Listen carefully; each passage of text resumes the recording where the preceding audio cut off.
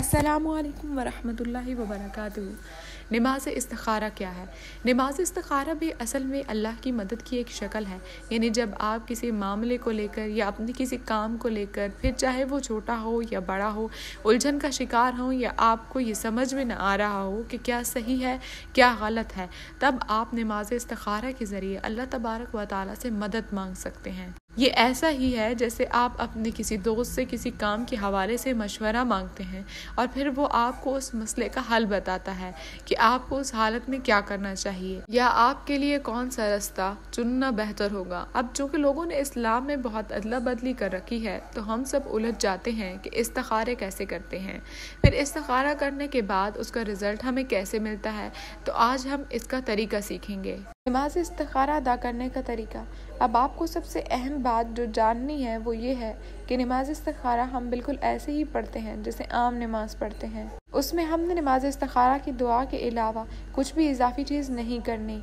आपने सबसे पहले वज़ू करना है जैसे आप फ़र्ज़ नमाजों से पहले करते हैं। फिर आपने नियत करनी है और नियत इस्तिखारा की नमाज की नियत करनी है, क्योंकि आप नमाज इस्तिखारा अदा करने जा रहे हैं। नियत करने के लिए मुंह से बोलना लाजमी नहीं होता, दिल में नियत मान लेनी चाहिए तो नियत हो जाती है। फिर आपने 2 रकत नफल पढ़नी है, बिल्कुल वैसे ही जैसे आप फर्ज नमाज में पढ़ते हैं।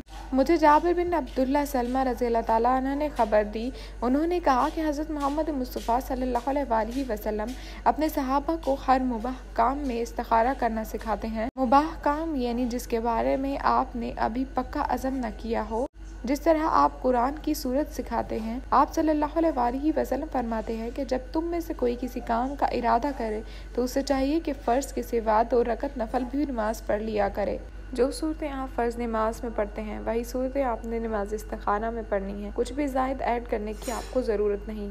फिर जब आप 2 रकत नफल पढ़ लें तो दुआ करें जैसे बाकी फ़र्ज़ नमाज़ों के बाद। बस फ़र्क सिर्फ इतना है कि आपने दुआ में सबसे पहले इस्तिखारा की दुआ पढ़नी है। इस्तिखारा की दुआ अरबी में होती है, तो आपको अगर ये दुआ ज़बानी नहीं आती तो किसी भी कागज़ पर लिख लें और नमाज पूरी अदा करने के बाद दुआ करते वक्त इस्तिखारा की दुआ उस कागज़ से पढ़ लें। जब दुआ कर लो तो इस्तिखारा की दुआ पढ़ लिया करो। ए अल्लाह, मैं तेरे इल्म की तौफीक इस काम में खैरियत तलब करता हूँ और तेरी कुदरत की तौफीक ताकत तलब करता हूँ और तेरा फजल, क्योंकि तुझे कुदरत है और मुझे नहीं। तू जानता है, मैं नहीं जानता।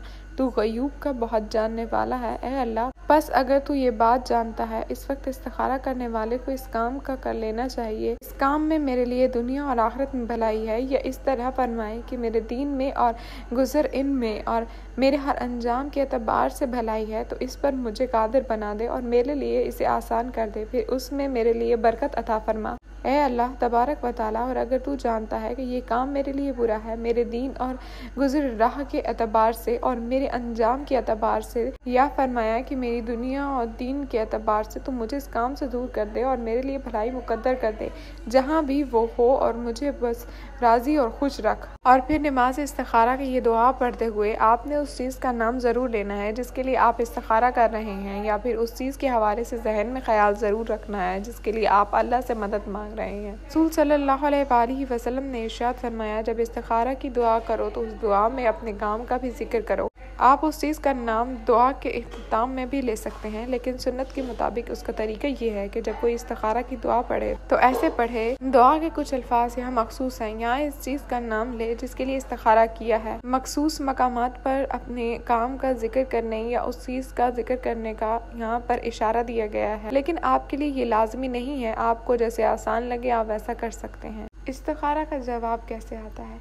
बहुत सारे लोग ये सोचते हैं कि इस्तिखारा करने के बाद कोई ख्वाब आता है या अल्लाह की तरफ से कोई वही इंसान के दिल पर नाजिल होती है। तो ऐसा कुछ नहीं होता, क्योंकि हम नबी या रसूल नहीं हैं। नाउज़ बिल्लाह कि हमें वही के ज़रिए या ख्वाब के ज़रिए अल्लाह जवाब दे देगा। मुस्तकबिल का इल्म अल्लाह के सिवा किसी को नहीं है और ना ही किसी को हो सकता है।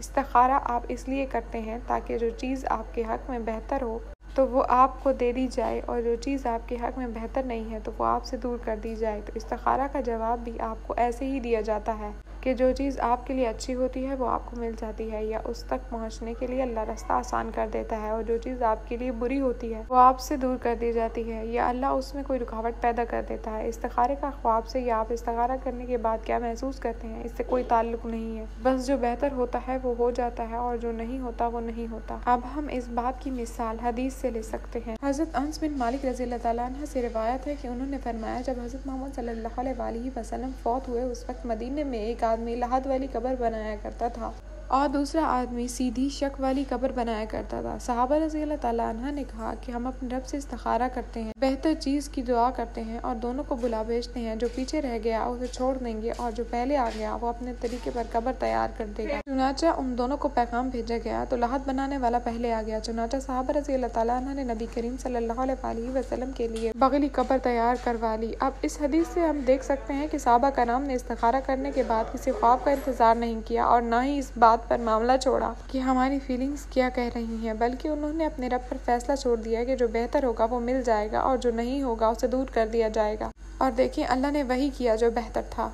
इस्तिखारा किस वक्त करना चाहिए? इस्तिखारा यूँ तो आप किसी भी वक्त कर सकते हैं, लेकिन रसूल सल्लल्लाहु अलैहि वसल्लम ने इरशाद फरमाया कि फ़र्ज़ नमाज के बाद इस्तिखारा करने का हुक्म दिया तो बेहतर और अफजल यही है कि आप फ़र्ज़ नमाज के बाद कर लें। इस्तिखारा एक मुसलमान के लिए सबसे बड़ा तोहफ़ा है, क्योंकि उसके ज़रिए आप अल्लाह से मशवरा कर सकते हैं और अपनी भलाई जान सकते हैं और अल्लाह की मदद मांग सकते हैं। जब भी आप दोनों चीज़ें या दो कामों को लेकर उलझे हुए हों तो फ़ौरन इस्तिखारा कर लें और फिर ही सारी फिक्रों से बेनियाज हो जाएं, क्योंकि इस्तिखारा का मतलब यही है कि आपने सब कुछ अपने रब के हाथ में दे दिया। अब जो बेहतर होगा आपका रब वही करेगा, और फिर जो बेहतर होता है आपका रब वही करता है। इस्तिखारा करने के बाद परेशान नहीं होना चाहिए, क्योंकि इस्तिखारा करने के बाद जो भी होता है आपके हक में बेहतर होता है, बल्कि बेहतरीन होता है। जो इंसान अल्लाह तबारक व तआला से मशवरा मांगता है उसे मशवरा भी मिलता है और अल्लाह तबारक व तआला की मदद भी। जब आपको कोई मुश्किल दरपेश हो तो कोशिश किया करें कि आप इस्तिखारा कर लिया करें।